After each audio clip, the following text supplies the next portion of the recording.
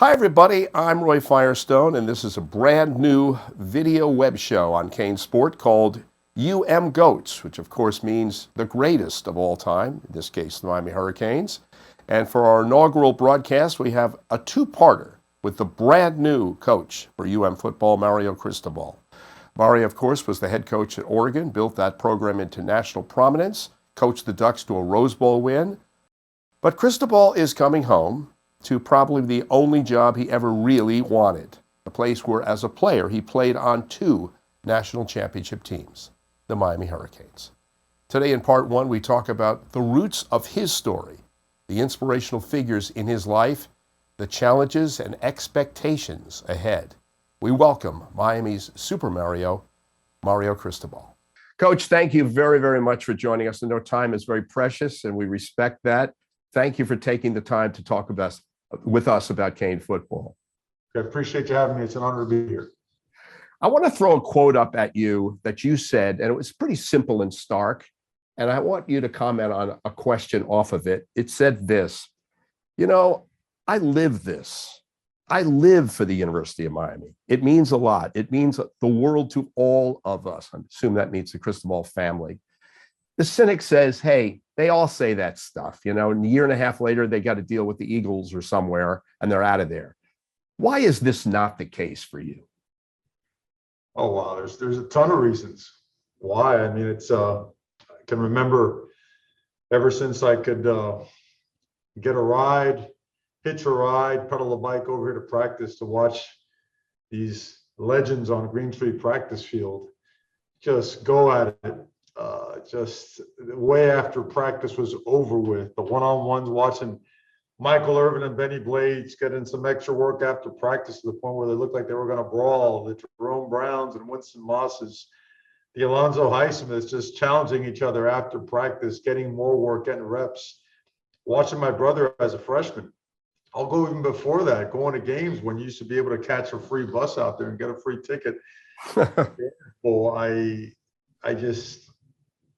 I wanted to be a Miami Hurricane. And then when I was able to be one, day one was frightening because the level of competition, but soon you realize the brotherhood that comes with it. That's the word. That's the word, brotherhood. That's what you want to instill again, a brotherhood, right?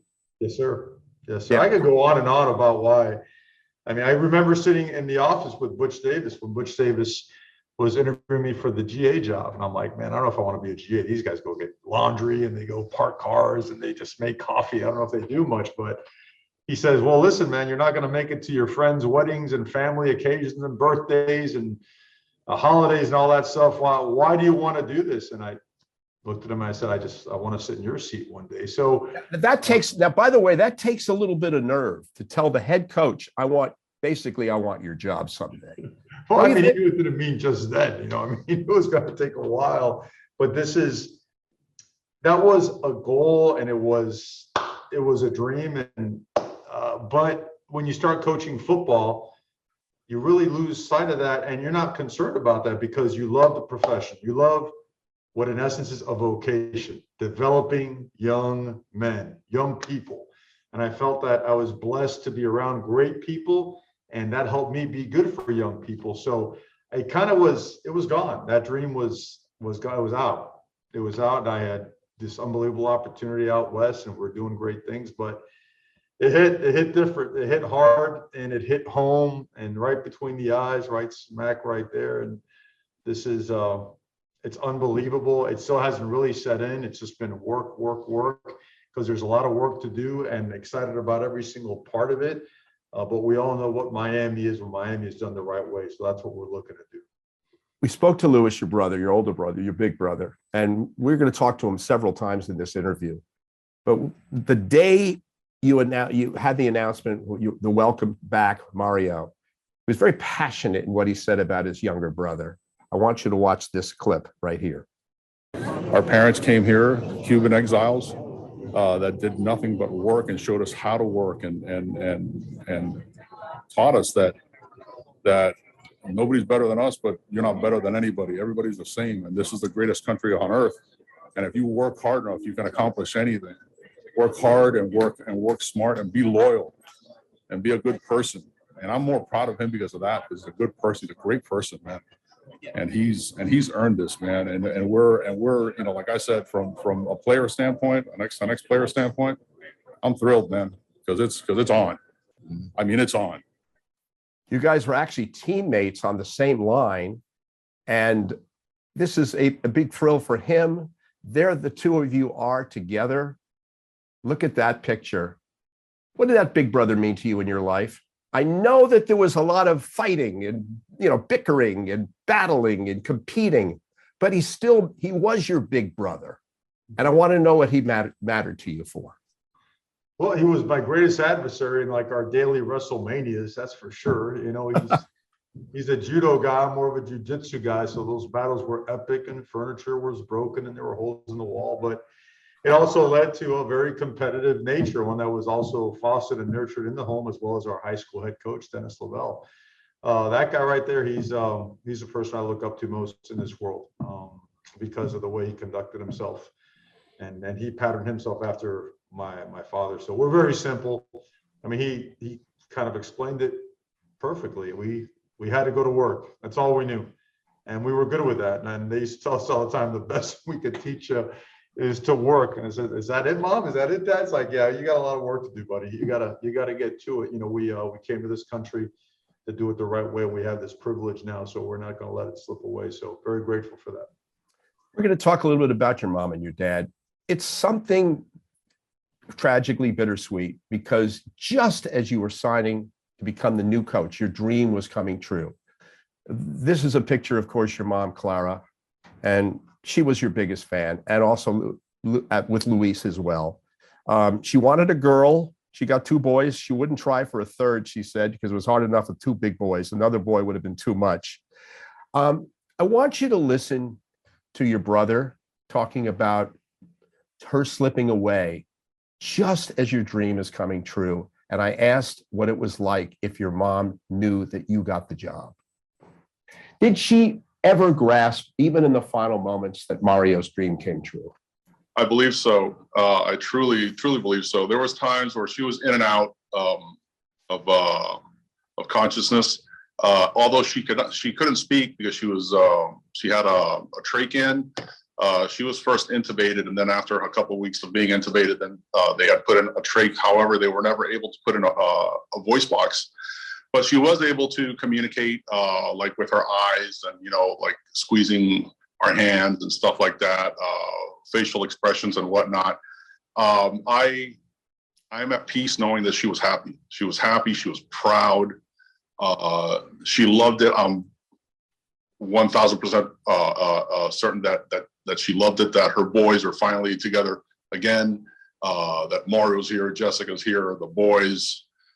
You know, our family, my wife, Elizabeth, our children, Kaylee, Lewis, and Richard, and that we're all together and that we're going to be living and raising our families together. So it was awesome. It was a great moment to know that she knew, because we constantly tell her also, you know, and she would acknowledge that she understood.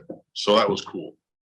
There's a quote from Twitter. I think it was your quote. You said, "You pushed and you challenged us and you made us humble and hungry, taught us to earn everything, zero entitlement, and still loved us. Mama Cristobal, te quiero, mama. I love mama." Thoughts? It's exactly, if she could have drawn it up herself, she would have drawn it up like this. And you know, on the day of her services, we had practice, and I couldn't think of a better way to honor her than to make sure that we showed up and took care of our work, you know, in front of our family, in front of our new family here at the University of Miami, rejoined again, and then to be able to also lay her to rest. So yeah, all in all, it, you know, she, her job was now complete, and ours continues and begins again in a new chapter. So grateful beyond words. Your father, Luis Cristobal Sr., was a tough guy, big dude. I mean, I think that's Crandon Park there, by the way, the first one. He was incarcerated, I was told, by Luis at one point in Cuba and he taught you so much. I wonder if you could reflect on his influence on you as well. Just discipline, for him, to quote one of my old mentors, every day was a reckoning, just the way he was raised as well. He knew it. He knew it was a tough world. He knew it was going to take resiliency. And he knew that to give us the best chance, he had to work some ungodly hours. And he was going to hold us to a high standard. And he did. And he wasn't very flexible.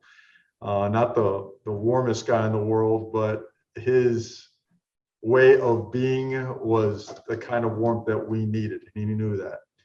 And so because of him and his way, I think that's what really allowed us to succeed under a guy like Dennis Lillo and then Jimmy Johnson over here at the University of Miami. Mm-hmm. You were the first Cuban American to be a head coach in Division 1A, I believe. I have a picture of you actually with Cuban food. I don't know what meal this is. I'm trying to decide what you would be able to tell me better. I know that's a little Cuban coffee right there. Question: is being a Cuban American coach in Dade County, Miami, and Florida a little more pressure because there's literally a million Cuban Americans believing you're their favorite son? And Carlos Alvarez started it 50 years ago, the Cuban Comet. But is there a higher expectation? Do you feel an obligation to the Cuban community on any level? I feel an obligation to Miami, its community, and its people. I think that was as much of a draw as anything. People, we left a great team behind at Oregon. I'm talking about you worked your tail off to get to your first senior class, right? When you're a coach, and a team of 22 is that, the 3 highest rated classes in Oregon history, and people say, man, why would you leave that? It's like, well, one thing that stands out first and foremost, I played at Miami. And when you play somewhere and you love it, there's nothing like it. And then I think we all remember what Miami, the community, the city was when the Hurricanes were just kicking butt at such a high level. Mm-hmm. It brought everybody together. And I feel like for example, I went down to Chicken Kitchen. By the time I parked, got off, got my chop and got back in the car, ran to my high school position coach. I ran to a little league baseball coach and a guy I went to school with. And it's like that every day in the very few moments I get out in public. So it's just time for Miami to get back to work and start working towards reestablishing a certain level, a certain standard as it relates to University of Miami Hurricane football. And yeah, I feel a very strong obligation, but in terms of pressure, I don't live in a pressure type world. I don't know how to explain it. What people refer to as pressure, I've always looked at as opportunities to test yourself. Right.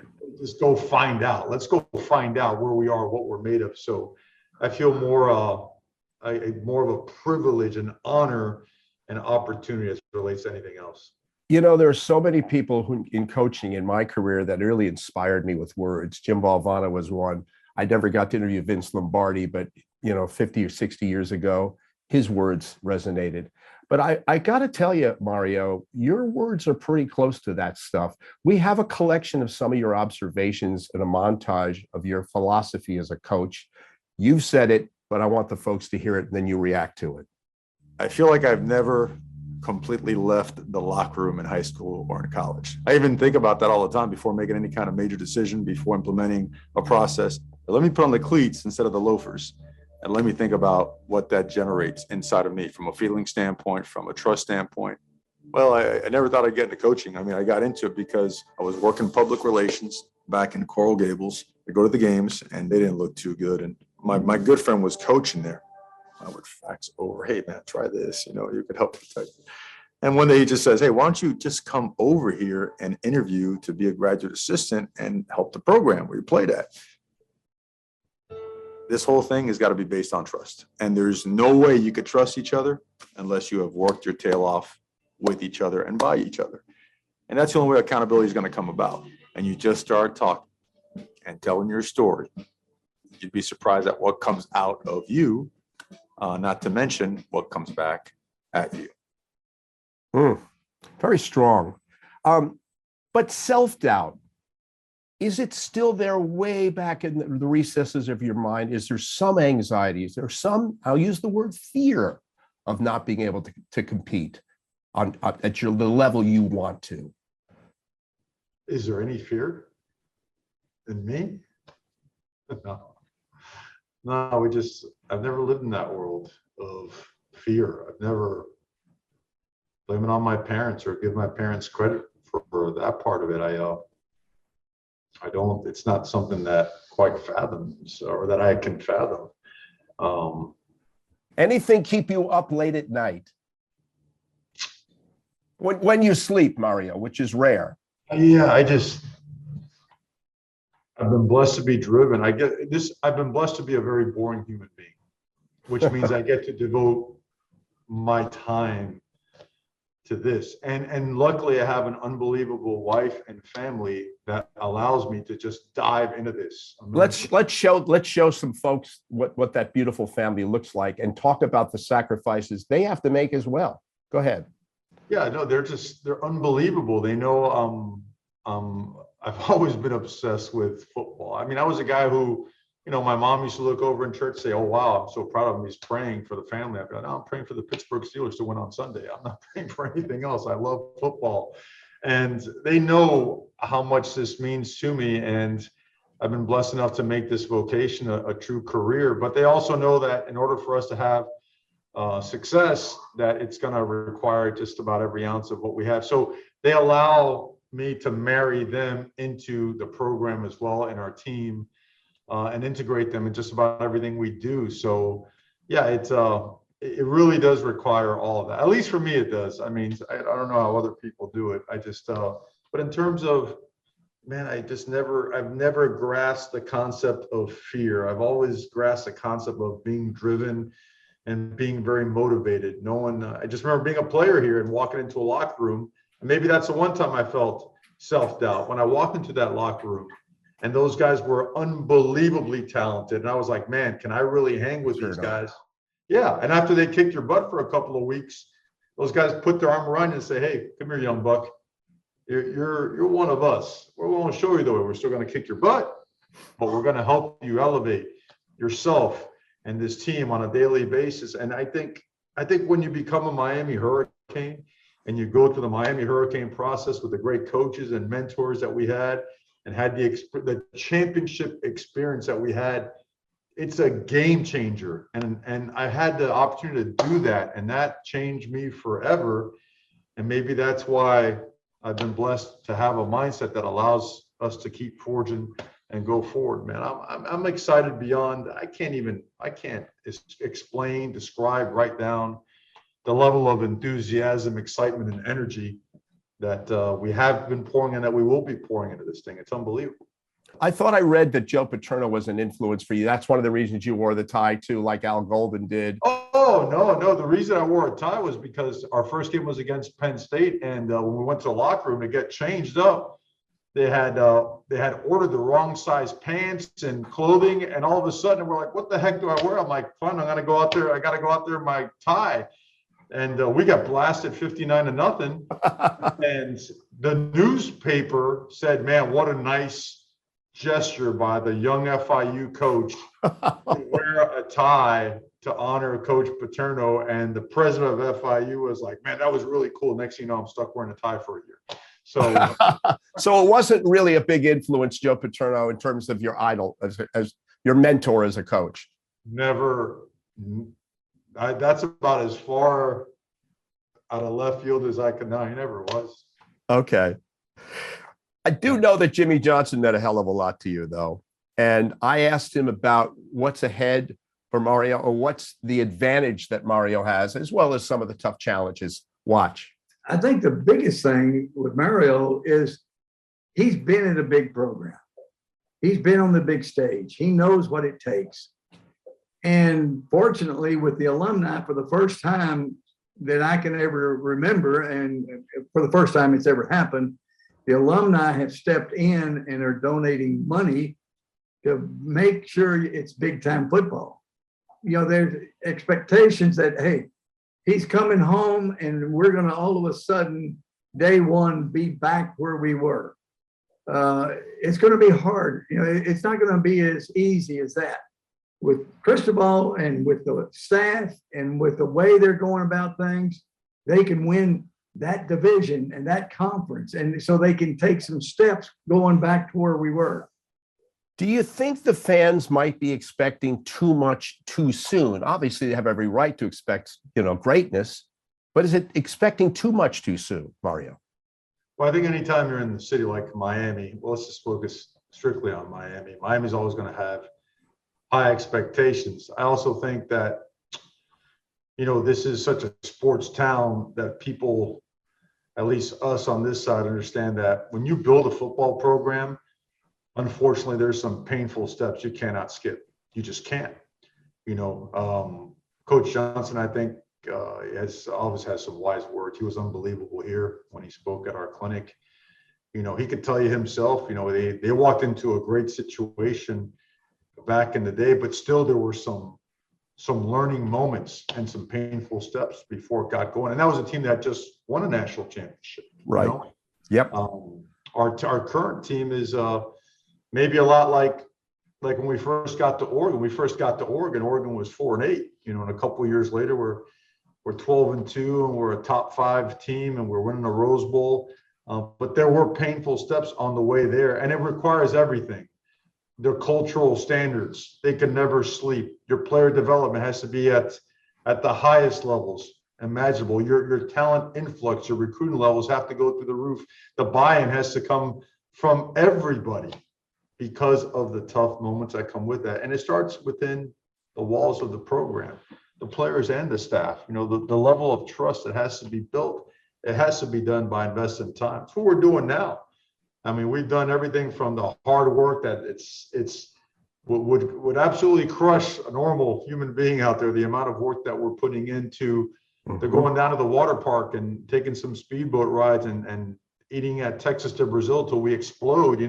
We're investing quality time where guys that would never, ever come across or cross paths with another position group are actually sitting beside each other and talking and sweating and grinding. And that's what football in the locker room has always been about when you're a good football team. If it comes down to this, when you play the game of football, it has to show that it means more to you than the guys on the other side of the field. Mm-hmm. Yeah. Jimmy talked to us. I was going to say, Jimmy talked to us, though, about another ingredient that you may or may not be on the same page with. And that word is swagger. Watch this clip. It's called something that started right here in Miami. Swagger. And people get confused about swagger. Sometimes they look about the old Miami teams and they said swagger was celebrating. No. Swagger was confidence. You're confident that you're going to kick somebody's ass. Is that your style? 100%. His definition of swagger is on point. A confidence that came from the amount of work done out there on Green Tree practice field was unmatched. I'm talking about decades and decades of the best players in pro and college football working to a level that no one else could fathom, that led to a level of confidence that gave way to that word swagger. I agree with Coach. It's not the dancing, it's not the talking, it's the confidence that comes with time invested. And you took the turnover chain and the touchdown chain out. Some might say, hey, come on, let him have some fun. That's a little swagger. Why did you take it out? I respect everything and everyone that has ever gone to University of Miami. Miami's had their highs and lows like anyone else. So it's not a shot at anyone or anything.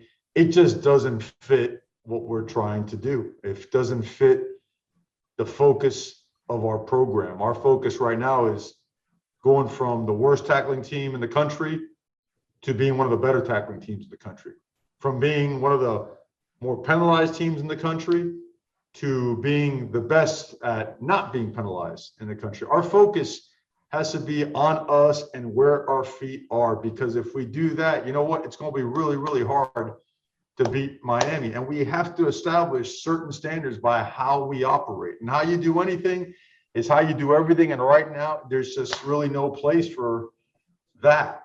That focus, that extra 2 seconds of focus on that should be invested in better technique and fundamentals and bending at the knees and coming out of our hips and striking people so we can play better football. I'm going to take some stops for you in coaching and what you learned and what you took away from them as a head coach. We'll start with FIU. At one point, this program lost 23 straight football subdivision games, which is a record at that point. It lasted 6 years, 27-47 overall record, 20-26 in the Sun Belt. They fired you in 2010. Were they right to fire you, or would you have loved to have one more chance to prove them all wrong? Oh, I don't think we were rightfully terminated. And I say that because we took over an 0-12 program that was making the jump to Division I, that was to lose anywhere between 20 and 30 scholarships, that was going to be given a 5-year probation, that was going to be given the APR contemporaneous penalty, which means that anybody that's ineligible costs you another scholarship, all while making the move to Division I. But the good news is your out-of-conference schedule is going to be Alabama, Florida, Pittsburgh, and Kansas. So we took a job knowing that you're going to get kicked around for 3 years before you start looking like a program. So I think, like when talking to young coaches, they say, man, would you advise someone to make a move like that? I say, look, I always take actually Mark Richt's old words when he was, I witnessed him speak at a clinic, where if you can win in recruiting, if you have the support of the administration and you can win the conference, it's worth looking at a job to take. And that's why I took that job. Coach, did you feel when they terminated you, it motivated you to prove them wrong down the road? Because we're going to now show you at Alabama, and obviously you coach with your co-head coach with Nick Saban. Was there a chip on your shoulder to say, I'm going to show these people they cut me too quickly and I'm going to make them remember me? Something like that, or is that not in your mindset? Well, it was more the mindset of the place had set the national record for most losses in a row, and we made it a conference champion. It's only conference championship it's had. Its first bowl game and first bowl victory that it's ever had, and followed it up with the most win total of the season they've ever had, all to be taken away from us when we had a bad year. We went 3-9. So I felt it was especially a place that had no resource. I mean, the stories are legendary. I mean, we sat on the runway for I think 7 or 8 hours because the bill hadn't been paid, and we were about to go play Alabama, and we had no plane to fly in, and the buses didn't pick us up to go scrimmage at the Orange Bowl because no one had paid the bus bill, and there was no. That's really true, huh? Oh yeah. I remember a staff meeting saying, "All right, what car do you have?" "Well, I got a Fiat." "Okay, you take the 2 kickers, go." It was unbelievable. Leaving North Texas after a big conference win and getting a tap on the shoulder. Oh, by the way, we weren't allowed to pay for food and water on the way back. So having to stop at Burger King and have coaches like stuffed bags with fries and work with the management at Burger King out there in Texas to unbelievable. But cutting your teeth at that level and having to deal with that really prepare you for when you go to a place like Alabama, and then you have every resource and you're learning from the best of the best in an attempt to get really what equates to your PhD in coaching. But when I did get fired, I wanted to go and learn to a level where, I'm never going to allow myself and this staff to be put in that situation again. I mean, I stay mad. Like, one of the best sports psychology just states I've ever been around is Sabrina Ionescu out there at Oregon. And I'd always ask her, what was your mindset in today's game? She said, I just stay mad. I just don't want to keep kicking butt. And I'm like, wow. Competitively angry is the way I thought it was as competitively as astute as I've ever heard in my life. Someone articulate how they feel and how they approach things mentally. And I've always, I believe in that. And I like that. I like being in that mental state. And that just added a lot to it, a lot more. And so when I was given that opportunity by Coach Saban, I was extremely grateful. Let's go to Oregon before we move on back to Miami again. As you mentioned, you inherited a program that was getting pretty good players, but you had some tough times. What did you take away from that experience after Coach Taggart left?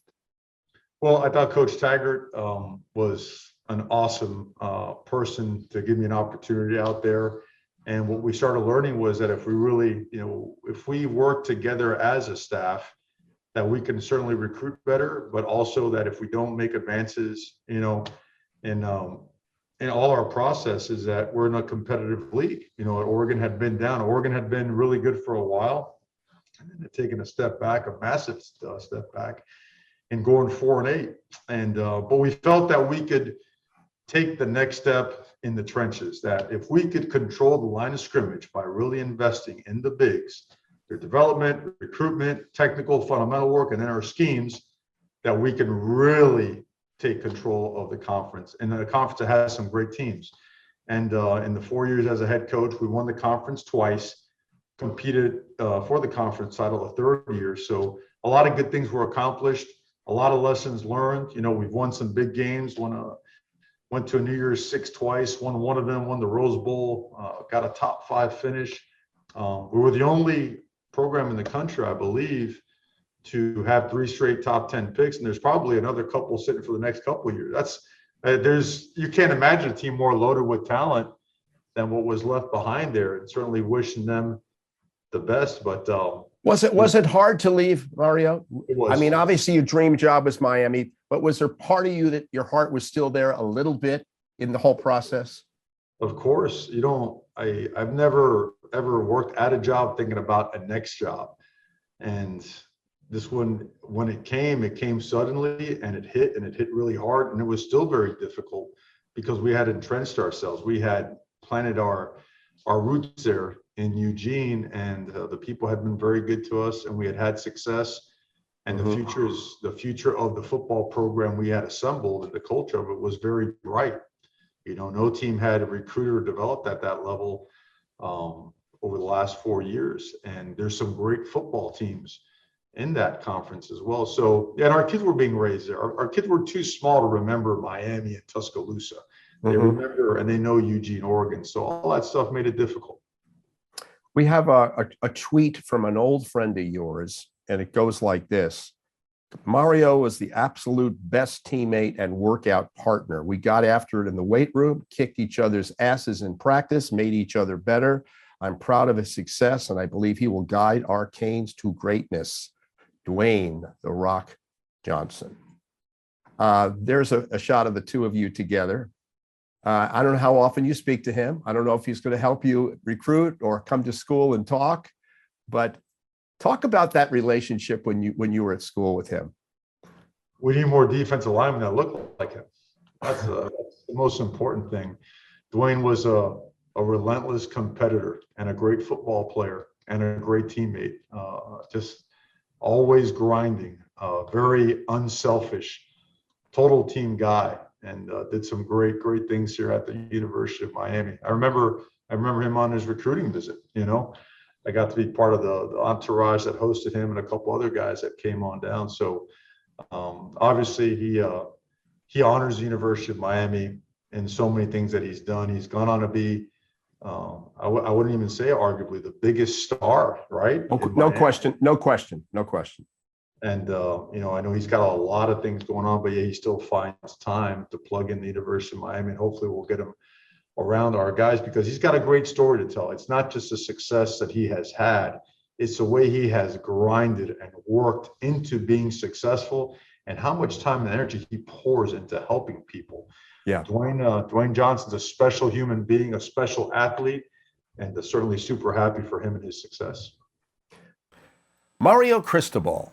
He's focused and energetic, intensely motivated, maybe the most organized, I think the most ambitious and the most passionate coach Miami has seen since Jimmy Johnson for sure, or maybe even Don Shula, who came to Miami at age 40 and led the Dolphins to 3 Super Bowls and back-to-back world titles. In part 2, Mario will talk about Don Shula and how some are trying to draw a parallel in his quest with Don's. That's part 2 of our interview with Mario Cristobal. I'm Roy Firestone. This is GOATS. We'll see you for part 2. Thanks for watching. See you next time. I'm Roy Firestone, and this is GOATS, the greatest Miami Hurricanes of all time, and this is part 2 of our interview with the new coach of the Miami Hurricanes, Mario Cristobal. And when we speak of the greatest of all time, in coaching certainly, the name Don Shula must be mentioned. He was the winningest pro football coach of all time, a Miami legend, coached back-to-back world championships starting more than 50 years ago, and Mario was just a little boy when Don led his teams to that greatness. I asked Mario if he in any way likened Shula to his story. You know, I grew up in Miami. I'm a little older than you, maybe quite a bit older than you. And I remember in 1970, we had a coach by the name of Don Shula come to Miami. He was 40 years old. You're 52, but it's a similar story to me. I'm gonna put words in your mouth. This is how I feel. You remind me a little bit of Don and how he converted a program that had obviously a professional team that had pretty good talent, but he turned it all around. Was he an inspiration to you? I know you had met him. Luis had met him too at another time. Was he in any way an influence or an inspiration? You were just a little kid when he was really, really going great. But talk about Don Shula. Do you think there's any parallels? Oh, I can't ever, and I would not ever compare myself to someone of that magnitude. That he is the essence of greatness as it relates to coaching and community. Back then growing up, there were 3 coaches in this world. There was Don Shula, there was Tom Landry, and Chuck Noll. Okay, and that was it. All right, I was a Steeler fan, but I still loved Don Shula, and his sons went to Columbus High School. Where we went to high school as well. So his management style, his coaching style, his ability to over the years evolve as well. You'd be hard pressed to find a better example of coaching and a Miami icon like Don Shula. So I do not deserve to be mentioned in the same breath as him. But I certainly I hope that I can honor him and those that I've coached before at Miami, whether it be the Dolphins or the Hurricanes, in the way that we conduct ourselves and the way that we perform on and off the field. Very well said. Hey, we got a clip from a player you have a great regard for, one of the most passionate players I think I've ever been around in sports, really. Here's Michael Irvin. I know Mario Cristobal he's a great coach, a great motivator, and he's family. Mm-hmm. So we keep talking about how to get back to where we were years and years ago and finding that hurricane way. And Mario Cristobal can be one of those guys that help us get back there. I'm so happy with this hire. He's a great friend of mine. I haven't talked to him in a while, and I will be reaching out to him here this week now to congratulate him and talk to him. But I think this is a great opportunity for Miami. And for the first time, Miami got aggressive about going after who they wanted. Yep. And I'm pretty sure they had to put some money on the board. I don't know how important money is to you, but how important is an electric presence like a Michael Irvin to a program? It's priceless. That's the right answer. That's the right answer. No, he was here for Legends Camp. Michael Irvin doesn't remember, but on my official visit, my encounter with him was as simple as I thought I was going to get recruited, but instead he literally walked up to me, got just about nose to nose, and said, "You don't want to come here? The heck with you. Get your bleep the heck out of here, okay? And go somewhere else. We'll kick your butt all over the place." Wow. You're with us or you're against us? I'm like, damn, okay, I'm with you. So, no, he came out here and he coached the Legends Camp and spoke at it. And he still looks like he should be playing. That's the first thing that stands out. And then his passion for the University of Miami, his presence, his tone, the way he speaks, his message is very powerful, very, very powerful. And then all the guys that played with him were here as well, so that adds to it. And he's a special guy, man. I mean, this guy, he just helped the trajectory of Miami go this way. Did the same for the Cowboys in the NFL. So obviously an honor to have a guy like that back again. We look at this now, and it's so different from what it was when you were first recruited. I have a shot of you as a player. Kind of a hypothetical question. Would Mario Cristobal, the player, be recruited by Mario Cristobal, the coach? Well, if I couldn't find anybody else, maybe. Right. You know, the guys I'm recruiting right now are a lot bigger, stronger, and faster. You know, the guy in that picture is a guy that found a way to make it on just effort, toughness, and resiliency, and just refusing to lose. Now, I would recruit that mentality all day. You know, I really, really would. But I think our linemen look a lot better than that. I don't know if that guy squats what these guys are squatting.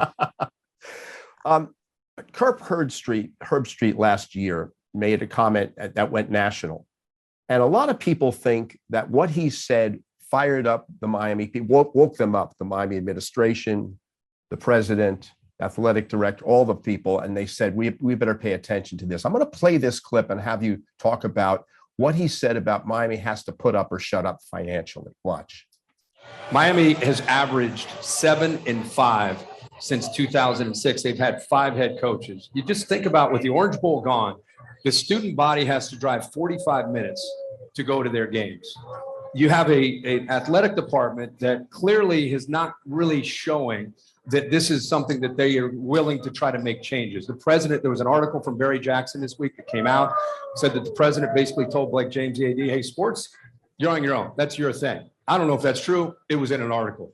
To me, college football, you look at the powerhouse programs, Alabama out, Clemson, Ohio State, president, AD, head coach, same vision, have all the same, they're aligned in their vision for what needs to happen, recruiting, budget, staff, whatever it means. That's what it takes. Miami doesn't have that. Well, they do now. And I want to ask you if you felt that there was an assurance needed from them for you to sign to be the Cane coach, to have everybody aligned. 100%. Well, there was no move without that alignment. Can't be successful. And you can't make up the ground that Miami had to make up without being in complete alignment with the powers that be. So that's the part that makes it exciting, reassuring, is knowing that it's real. It's not talk. It's not a promise. It's not, hey, we're thinking about this or that, or we're gonna, it's what it is. And that's what makes Miami, I think, in the eyes of everybody, a very dangerous program, you know, that moves and is moving very fast. Things have really changed, though, in the climate of coaching and recruiting, even in the last couple of years. You have the portal and you have the NIL. Coach Richt talked to us about how the name, image, and likeness issue has really changed everything. Some say for the better, some say for the players for sure, but maybe not so much the coaches. Here's Coach Richt. The problem, I think the biggest problem with the NIL right now is the fact that there are no limitations to it. And I don't think there ever will be limitations to it. I think certain states handle it one way, another state handles it another way. So it's hard to get your arms around it, because the thing of it is, once you allow those guys to make money, you can't restrict their earnings. It's against the law to do that. So that's why it's into the millions of dollars. And I don't think that's going to stop anytime soon. So, well, you're going to have a situation someday, if not right now, where some players are making more money with NIL than some of their assistant coaches. Oh, yeah, that's already happening. There's no doubt about that. And, you know, everybody's got to learn to live with it. I mean, bottom line is you're getting what the market's going to bear. You know, if the market says the assistant coach makes $350,000 a year and the kid makes $1 million a year, that's life. Wow. You're concerned in any way about what's happening with the NIL and somewhat with the portal too? I'm not with NIL. I think it all falls under your constitutional rights. And I think eventually it'll get figured out where there's more order to it and where there's more clarity on how to proceed. I think that's more the concern than anything else. In terms of constitutional rights, those things are what they are. They always have been. Now they just finally found a way to bring it to light. I feel like there's no, I don't know if guardrails is the right term to use, but it feels like it just needs more clarity and more order, you know. In terms of the transfer portal, you know, when used for the right reasons, I think it's great. when it's not, then it's not, which is like anything else in this world. I know that we haven't changed a lick about the way we coach due to a transfer portal, because people ask that all the time. You got to change the way you coach. You got to. No, why? Why would you have to change the way you coach? The only way you'd have to change is if you weren't doing it right to begin with. In my opinion, that's as clear as the day is long. If you're changing now because you're worried someone might not like the way you're coaching, you weren't coaching right to begin with. You know, I mean, don't change your discipline, don't change your criteria, don't change your demands, and certainly don't change your standards. I mean, and so come on, man. You know, I get it. There's some things that don't make sense and things are moving fast and it's all over the place, but that's part of football. It's part of sudden change. We keep telling athletes all the time, hey, you know, you got to get better this offseason. Hey, if in the middle of the game we lose the ball, you got to get back at it. Well, now as coaches and supposedly adults, there's sudden change. Well, let's adapt, right? And let's make it work for the best of everybody. I know one player, if he were active today at 20 or 19 or 18 years old, you would have loved to have had. He was the great Chuck Foreman. Chuck played wide receiver and running back and DB all at Miami, which is hard to believe. I asked him this, you'll get a kick out of this, what he thinks he'd be worth with the NIL these days. What would you have been worth now, Chuck Foreman, with the name, image, and likeness now at Miami? Well, they probably had to have at least a couple mil. Yeah, I don't know about 100,000 because I might have to, all the different things I would do. But with that in mind, and NIL, I think it's a great thing. But boy, they need to figure out a way to make sure they educate these young fellas about money, taxes. You know, families going to come wanting to hold on and get some of it. You're going to have the ladies coming. You're going to have all that other stuff out there with it when it has money. You know, I mean, I'm glad they're getting it. And then they're going to have to teach them how to structure it. Is that a school's issue? Is it their responsibility to educate these kids and to watch these kids financially? I mean, it becomes a really big tarnished ball there of all kinds of issues. Is that the school's responsibility? I think that part of it is. I think a big part of it is. I really do. You know, we have the term financial literacy is often thrown out there. Well, what does that really mean, right? Because it's a fancy term that people maybe just throw out there to say that they're doing the right things by their guys, but what are they really doing? And you know, we have an umbrella of protection as it relates to taxes, to education for our guys regarding NIL and just financial opportunities in general. In fact, one of the neat things we have is every Thursday the past 4 or 5 weeks, John Vilma has come in, John Vilma is the epitome of self-made, right? 2-star guy, came to camp, 186 pounds, ran 4.9, only went out there and kicked everybody's butt, became a starter and a first-round pick, right? An all-pro player. But he's brilliant, especially as it relates to the financial world. And he conducts like financial literacy courses with our team and our coaching staff president on Thursday nights. You know, that's part of like our real life educational pieces that we introduce our players to. So, and I think that's our responsibility because again, they're being introduced to something that they've never had access to. It can go sideways if they don't have their guardrails. So we try to provide that for them. Mario, I want to talk, you don't want to talk money for a young player who's still in college, but there is talk that Tyler Van Dyke is going to eventually, maybe after this year, maybe turn pro, and there'll be maybe a potload of money at some point. But I don't want to talk the money specifically. I want to talk the talent and the gifts. Let's look at the clips. And I want to ask you if you can compare him anyway to Justin Herbert, who you had at Oregon. Well, I think it's always dicey comparing guys. You know what I mean? I think you could talk great quarterbacks. You know, there's a lot of traits there that are very similar, no question. And you're looking at guys in different stages in their career when upon arrival. But what I can say about Tyler Van Dyke, I think he's as good as there is in the country. And I say that for a couple of reasons. Number one, quarterbacks need a commanding presence. He has that. It's strong. He has complete control and knowledge of the scheme itself. So in other words, if he's at the line of scrimmage, he knows that there's a guy on that should be off. He can immediately fix it. a guy that's taking the improper split, a guy that is kind of confused, or there's movement up front and pieces are changing, where the O-line has to make a check or he has to redirect the protection. He has that ability, which is awesome. He understands post snap reads like this. There's no hesitation in this game. He's a great decision maker, throws a great ball. He's accurate, strong arm, can make the touch passes, understands the run game, understands leverage, angles, all that stuff. This guy is an absolute stud.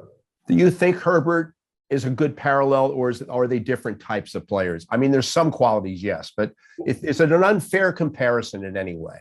I think it's unfair because you got a guy now that's, when we were at Oregon, Justin was coming off of his freshman year, then he got injured his sophomore year, and we were rebuilding a program. There was a lot of young pieces around them, right? And the best way to make a quarterback good is make the supporting cast really, really good. So, and right now, obviously, Justin is arguably one of the best players in the NFL. So I'd hate to compare a guy that's already achieved that. In terms of, do you see similar traits? Absolutely, you do. All the great quarterbacks seem to have those things in common. And certainly, Tyler is well on his way to being a great one. Just a few more minutes, Coach, and I really appreciate you taking the time. After your playing career ended, you went through a 2-year application process to become a U.S. Secret Service agent. You were offered the job in 1998, and you actually accepted the job briefly. Then you changed your mind. It was very interesting because I was talking to Luis about it. He said, I wanted to be a Secret Service guy. And so when I saw Mario was actually getting the green light, I felt like he was almost representing my dreams in a little bit. But we put a Photoshop together of what it would have looked like if you were a Secret Service agent. There you are. How would have life been different if you were a Secret Service agent? Well, probably the same haircut, right? So I love the idea of federal work and law enforcement. And your brother, for those who don't know, your brother is with the Miami-Dade Police Department, Dade County. So yes, he's in it. Yeah. Yeah, 30 years. So I always loved the idea, I always had family in law enforcement or in the military. And it was natural. It felt good. And I felt like there was a great career in it. And my good friend was already in there. And I fell in love with coaching. I thought coaching as a graduate assistant would be a stopgap, find a way, hey, get your master's diploma, help the Miami Hurricanes get better. And it didn't take long. I fell in love with it right away. And when the opportunity came, I took it. But that night I slept on it, or halfway slept on it, maybe a half an hour worth. And I did not want to live without football. That's the best way to put it. I had been cut by the Denver Broncos as a rookie in camp, went to NFL Europe. And then after a couple of years that football was over, I'm like, man, God, I really miss football. And now I had football again in my life. I just wasn't willing to let it go. One of the great loves when you were a kid with your brother Luis was professional wrestling. Your father would take you on Friday nights to the Beach Auditorium to see guys like Dusty Rhodes and all those great wrestlers. We did another mock-up for you, if in another life, if you had been a pro wrestler. So what do you think of that? Do you think that would have been a dream for you, to be a professional like The Rock? I think it'd be a dream to just have abs like that, I'd never. So we loved it, man. We were all about, it used to be Florida Wrestling, Championship Wrestling. Gordon Soley was the announcer, the best. Yeah, I remember. Dusty Rhodes, Sweet Brown Sugar, Bugsy McGraw, Harley Race, all those cats. The Funk brothers, the Briscoe brothers. We loved it. That was Jack Briscoe was one. I remember Jack, right? Jack and Jerry Briscoe against Jerry Terry Briscoe. and Funk. Absolutely. And we'd be, Bobo Brazil was a big one. Andre the Giant was, coming around. And then the Purple Haze, Kevin Sullivan, all those guys. But our seats were like way up in the rafters, So what we got to, what a treat, man. God, whenever we got tickets to going down to Miami Beach Convention Center, oh my Lord, man. That was like the end all be all of existence as a kid. And the funny thing is, full circle, your teammate becomes the biggest star in wrestling in The Rock Johnson before he became the biggest star in Hollywood. That's so funny and ironic to me. I asked Luis about the two of you. This our final little clip here about the fact that everybody thinks, oh, they were like bonded the whole way through. These guys were super close, super loving. And he said, it's not really the case because of the competition. I want you to listen to this. And he also talks about your wrestling matches with him. Watch. You know, we really didn't get along up until like after I left to college. Really? Yeah, we really did. That recently. Wow. Yeah. I left to college. It's like, you know, I was actually thinking about this a couple of days ago because, you know, as you get older, you reflect and stuff. And when I left to college, I guess I kind of missed them, you know, even though it was right down the street, but still, you're not living with them like every day. And I think our issues just came from just competitiveness. I mean, just at everything from shooting baskets in the backyard to how you buttered your toast. I mean, it was everything, dude. And yeah, there were quite a few fistfights, to say the least. I'm certainly not condoning this for like current players, you know, but it was kind of a famous thing on Friday nights at team hotels, the wrestling matches that Mario and I would have, and people just to watch. And it was just funny. Just funny. You remember those Friday nights, I take it. Oh yeah, in high school, I couldn't stand the guy. I swear to God, I was like, man, I remember actually going on National Sign Day, watching him sign with Miami, and just telling myself, you know what? I'm not going to Miami now. I'm going to go to Michigan. I'm going to go kick his butt. That's what I'm going to do. And it was out of competitiveness, and there were, you know, yeah, it got physical. But I mean, we were physical guys, man. We went to Columbus High School. We were coached by the best coaches ever. Those guys are my favorite guys. And but I did come out to practice and I'd watch them get after and grind. And we started talking. We're like, all right, you know, maybe we should think about playing together. And I remember my dad, you know, big cigar in his mouth, you know, we started looking at both of us. You know, he was almost with his eyes told us, I'm going to kick both your butts. Hey, we're just about out of time. I just want you to reflect on one final question. It's really about love. I mean, it's about the love of work, but you love what this is. You love the whole process. You love the job. But what's good, finally, about coaching? What's good about doing what you do for a living beyond your own personal love for the craft? I think it's the greatest form of education that I had coming up. The class on the grass, as my coach used to call it, was the most impactful, or were the most impactful moments that we had. You got into conversations and lessons that were learned that I don't think a classroom or a retreat could have ever taught those things. I mean, you were pushed to the point where you wanted to quit, but no one would let you quit. And you found that, you know what, maybe you didn't have limits. Maybe improvement was a real thing as long as you're willing to put in time. And then you also learned that it wasn't for everybody. And that's a good thing too, because then you realize, okay, I can outlast, you know, and I could align myself with people that are like-minded and we can go kick ass together. I mean, coaching and people that are coaches, anyone that's good for young people, I love people that truly invest and care about being good for young people. And I mean, not just helping them get better at, you know, tackling and running routes or whatnot, but that can affect them here and in here. That changes things, man. It's the last pit stop before real life. We're the last stop.